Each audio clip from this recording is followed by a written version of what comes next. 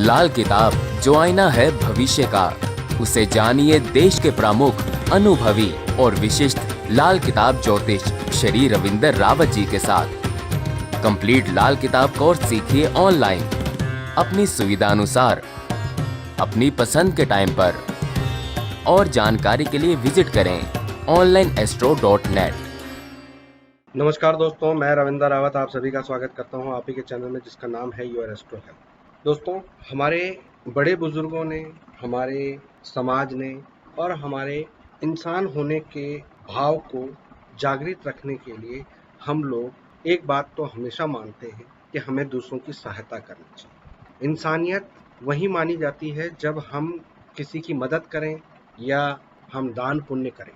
लेकिन दोस्तों, अगर कुछ बातों का हम ध्यान रखें तो ये दान पुण्य न केवल सामने वाले के लिए उसकी ज़रूरत को पूरी करता है, बल्कि आपके जीवन को भी फलदायी बना देता है। दोस्तों, हमें क्या दान करना चाहिए, नहीं करना चाहिए, कौन सी परिस्थितियां होती हैं जिसमें हमें दान के नियमों को ध्यान रखना चाहिए, इन सारी बातों पर आज मैं इस वीडियो में चर्चा करूंगा। लेकिन सारी चर्चा करूं उससे पहले आपसे निवेदन है, अगर चैनल पर नए हैं तो चैनल को सब्सक्राइब कर लें, बेल बटन को दबा दें और ऑल वाला ऑप्शन जरूर चुन लें ताकि हमारे द्वारा जो भी वीडियोस बनती हैं उसकी नोटिफिकेशन आपको टाइमली मिलती रहे। दोस्तों, दान पुण्य वही सार्थक और उत्तम माना जाता है जो आप अपने घर की ज़रूरतों को, अपने जिम्मेदारियों को पूर्ण करने के बाद जो आपके पास अधिक है उसको जब ज़रूरतमंद को देते हैं तो वो सबसे श्रेष्ठतम दान कहा जाता है। दूसरा श्रेष्ठ दान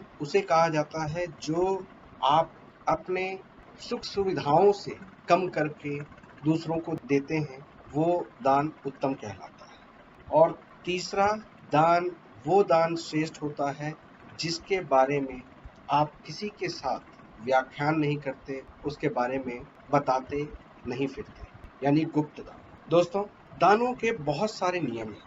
दान हमेशा जरूरतमंद को करना चाहिए। दान अगर आपके खुद के लिए नुकसान है तो उस दान को नहीं करना चाहिए। और दान कभी भी रो पीट के बुरे मन से नहीं करना चाहिए। दोस्तों, अगर हम कुंडली और ग्रहों की बात करें तो जो ग्रह हमारी कुंडली में उच्च के होते हैं, श्रेष्ठ स्थान पर बैठे होते हैं, उच्च के स्थानों पर बैठे होते हैं या अपने पक्के घरों में बैठे होते हैं, तो ऐसे ग्रहों का दान नहीं करना चाहिए, क्योंकि इससे ज्योतिष नियमों के अनुसार आपको खुद को नुकसान उठाना पड़ता है।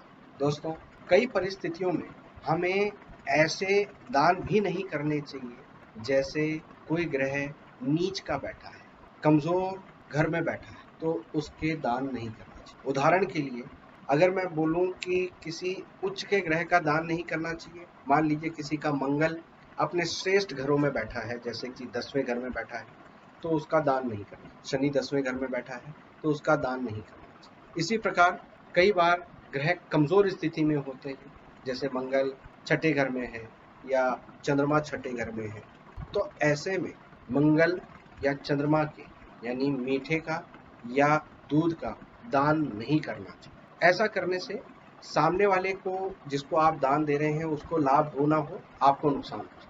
मगर इसका मतलब ये नहीं है कि आप कुछ भी दान नहीं कर सकते। आप बाकी चीजों का दान कर सकते हैं, सिर्फ उन ग्रहों से संबंधित वस्तुओं का दान नहीं कर सकते। दोस्तों, जब ग्रहों की बात चल रही है तो कुछ लोगों के लिए, कुछ बातों के लिए, दान पुण्य के लिए विशेष नियम बताए गए हैं।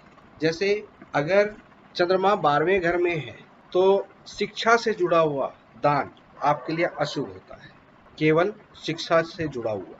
इसी प्रकार अगर सूर्य कुंडली के 12वें घर में है तो संध्या के समय पर, यानी जिस समय दो पहर आपस में मिल रहे होते हैं, तो उस समय पर दान नहीं करना चाहिए। दोस्तों, अगर कुंडली के 11वें घर में चंद्रमा है तो ऐसे में शाम के समय का दान, धर्म से जुड़ा हुआ कार्य आपको नेगेटिव फल देता है। बृहस्पति अगर 7वें घर में हो तो कपड़ों का दान, रेडीमेड कपड़ों का दान करना अशुभ फल देता है। दोस्तों, अगर चंद्रमा 11वें घर में हो तो प्रातः काल का दान, यानी केतु के समय का दान, ब्रह्म मुहूर्त का दान अशुभ फल देता है।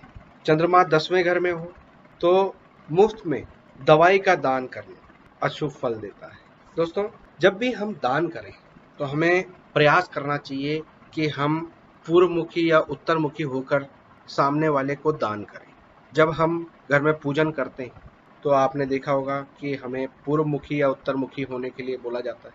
उसी प्रकार से वहाँ से वो जो कुदरत का आशीर्वाद और पॉजिटिविटी आती है, जब हम दान करते समय भी इस बात का ख्याल रखते हैं तो वो पॉजिटिविटी हमारी हमें प्राप्त हो पाती है।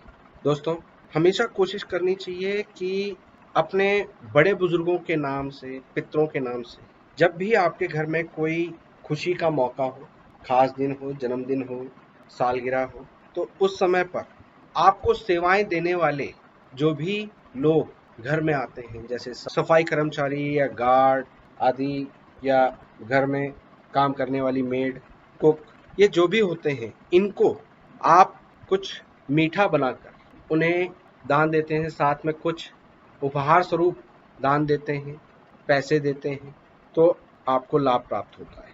दोस्तों, हमेशा ख्याल रखें कि दान देते वक्त आपको सामने वाले की ज़रूरत को देखना है या उसके क्षमता को देखना है। जो ऑलरेडी सक्षम है, जैसे कई बार हम ब्राह्मणों को दान देते हैं और वो ब्राह्मण अपने आप में सक्षम है, वो आपके दान की वैल्यू नहीं समझ रहा, तो ऐसे में जो भी रीत है वहाँ पर थोड़ा सा देकर बाकी ज़्यादा चीज़ें आप ज़रूरतमंद, गरीब, अपंग, कोढ़ी, नेत्रहीन, इन लोगों को दें, तो इससे आपके दान का फल आपको मिलता है।